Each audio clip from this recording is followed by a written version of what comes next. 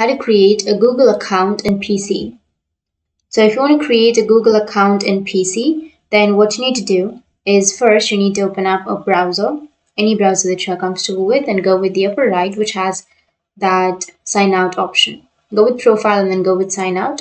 So for example, I'll be choosing a new browser, or you can simply go with add, which is right here, and then go with sign in.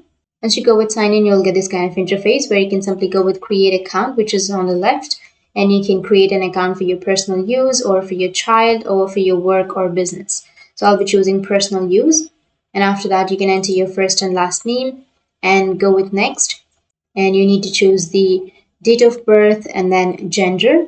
Go with next again, and you can choose the Gmail address that you would like, or you can also use your existing email, or you can create your own Gmail address. So for example, I'll be choosing the first one and then go with next, and you can create your password. So make sure to create a strong password, and you need to enter your password 2 times and then go with next. And once you go with next, you'll receive a code, a verification code to the mobile number if you've added your mobile number.